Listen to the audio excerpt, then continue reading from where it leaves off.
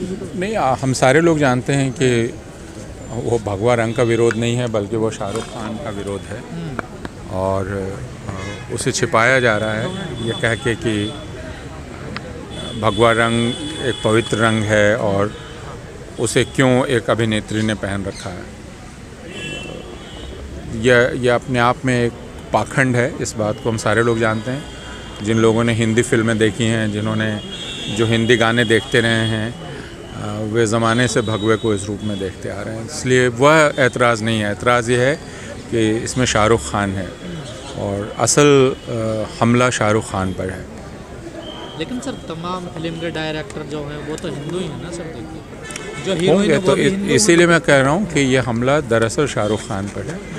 इसको छिपाया जा रहा है, झूठ बोला जा रहा है। जैसे हमेशा ही झूठ बोला जाता है हिंदुस्तान में, वैसे झूठ बोला जा रहा है, क्योंकि वो खुलकर ये नहीं कहना चाहते कि वो शाहरुख खान पे हमला कर रहे हैं। लेकिन सर भगवा संगठन तो इसका विरोध कर ही रहे हैं, लेकिन सरकार भी तो इसका विरोध कर रही है, कई मंत्रियों के बयान आने से। हाँ, इससे हिंदुस्तान की उस हास्यास्पद स्थिति का पता चलता है जिसमें हम सारे लोग पहुंच गए हैं, जिसमें मंत्रीगण एक गाने के कुछ सेकंड पर अपना इतना वक्त ज़ाया करते हैं और जो उनका काम है वे नहीं करते। लेकिन यह कहना भी गलत है, क्योंकि इन सारे लोगों का काम एक ही है, वह है नफ़रत फैलाना, समाज में हिंसा फैलाना और दुराव फैलाना। वो काम वो लोग कर रहे हैं। तो सर ये हिंसा कहाँ तक जाए? ये बयान आते सिनेमाघरों को फूंक दो, वो भी संतों के बयान आते हैं सर इस प्रकार के। मैं नहीं जानता हूँ कि उनको संत क्यों कहा जाता है, क्योंकि संत शब्द का एक अर्थ है। जो लोग ये कर रहे हैं उनको हम संत या साध्वी क्यों कहते हैं, तब इस शब्द का अर्थ बदल जाता है। तो सर किस दिशा में ले जाना चाहते हैं लोग देश को? देश उस दिशा में पहुँच चुका है। अब किस दिशा में ले जाना चाहते हैं यह प्रश्न ही बेमानी है, क्योंकि जिस देश में एक मोरबी का पुल ढह जाए, उसमें 135-150 लोग मारे जाएं और उसके बाद उसी शासक दल का विधायक वहाँ भारी बहुमत से जीत जाए, तब उस देश के बारे में सोचना ही व्यर्थ है और पूछना ही व्यर्थ है कि वो किस दिशा में जा रहा है। लेकिन सर आपने शाहरुख खान जी का जिक्र किया, लेकिन कहा जा रहा है दीपिका जेएनयू गई थी, इसलिए भी विरोध है। बिल्कुल, दीपिका पादुकोण का भी विरोध है, क्योंकि दीपिका जेएनयू गई थी और मध्य प्रदेश के मंत्री ने कहा कि वे टुकड़े टुकड़े गैंग के सदस्य हैं। तो यह बात बहुत स्पष्ट है, जिसको पिछले दिनों कोलकाता फिल्म समारोह में अमिताभ बच्चन ने कहा कि अगर इस देश में भी सत्यजीत रे होते, सत्यजीत रे की हालत वही होती जो उनकी फिल्म गणशत्रु में डॉक्टर गुप्ता की हुई थी। इसका मतलब इस देश में डॉक्टर गुप्ता की तरह सच बोलने पर आपकी ज़िंदगी हराम कर दी जाएगी। ये अमिताभ बच्चन कह रहा है और कोई नहीं कह रहा है। और अमिताभ बच्चन को इस सरकार का समर्थक माना जाता रहा है, लेकिन वे कह रहे हैं कि सत्यजीत रे जैसी महान शख्सियत की हालत आज इस देश में उन्हीं के फिल्म के डॉक्टर गुप्ता की तरह हो जाती।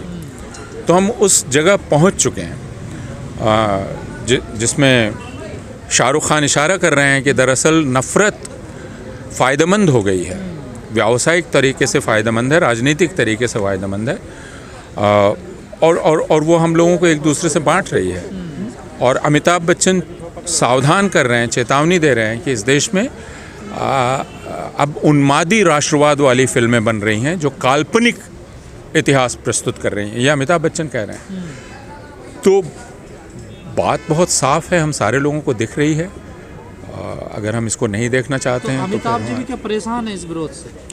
मैं नहीं जानता वो परेशान है या नहीं। मैं उनको उस वक्तव्य की बात कर रहा हूँ जो उन्होंने कोलकाता में दिया, और यह वक्तव्य उस व्यक्ति ने दिया जिसको सरकार विरोधी नहीं माना जाता है। शाहरुख खान भी मंच पर थे उसमें, और शाहरुख खान ने भी कहा कि इस नफ़रत से लड़ना ही पॉजिटिविटी है और यह नफ़रत नेगेटिविटी है।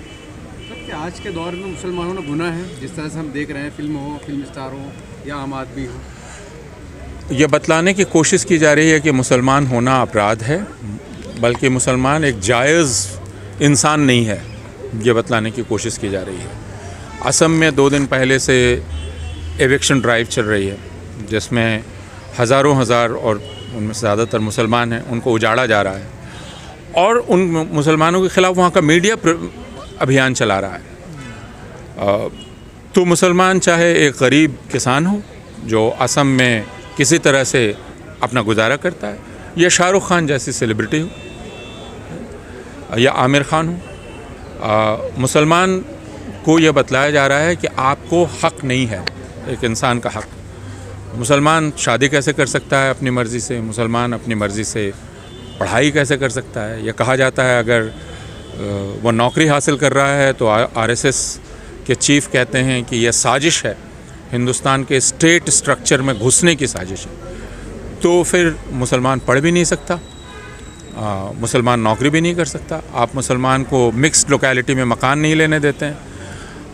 गुजरात में डिस्टर्ब्ड एरियाज़ एक्ट देख लीजिए, जहाँ मुसलमान कई जगह ज़मीन ख़रीद नहीं सकते, मुसलमानों को मकान बेचे नहीं जा सकते। तो मुसलमान होना एक तरह से इस भारतवर्ष में आप कह सकते हैं नॉन ह्यूमन होना है। आगे का मुस्तकबिल किस तरह से देखते हैं? आगे का मुस्तकबिल वो है, मैं शाहरुख खान की ही बात दोहराऊंगा, वो संघर्ष का है। यह बतलाने का है कि आपने बहुत कोशिश की लेकिन हम मरे नहीं हैं। यहाँ भी आज जो बातें आपने सुनी, जामिया के तलबा की बात सुनी, अलीगढ़ मुस्लिम यूनिवर्सिटी के स्टूडेंट की बात सुनी, उन पर जो जुल्म हुआ 3 साल पहले, उसके बाद कोई खड़ा नहीं हो सकेगा, लेकिन वे खड़े थे, वे बोल रहे थे। तो मुस्तकबिल तो संघर्ष का है, जद्दोजहद का है, हार मारने का नहीं है।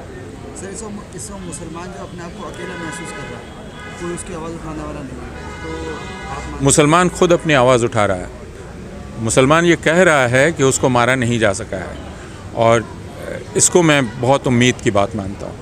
लेकिन क्या आपको लगता है कि कहीं ना कहीं हिंदू कम्युनिटी को भी, जो सेकुलर हैं, उनको भी खुलकर मुसलमानों के साथ आना? बिल्कुल, उनको अगर अपनी इंसानियत साबित करनी है तो उनको मुसलमानों के साथ खड़े होना होगा, सारे राजनीतिक दलों को खड़ा होना होगा, उनको हकला कर और अप्रत्यक्ष रूप से इनडायरेक्टली बात ना करके साफ साफ बात करनी होगी। अपनी जनता को बताना पड़ेगा कि यह कोई सभ्य तरीका नहीं है जीने का, ये कोई सभ्य मुल्क नहीं है जिसमें आप अपने जो दूसरे नागरिक हैं उनके साथ इस तरह का बर्ताव होने देते हैं, उसकी इजाज़त देते हैं।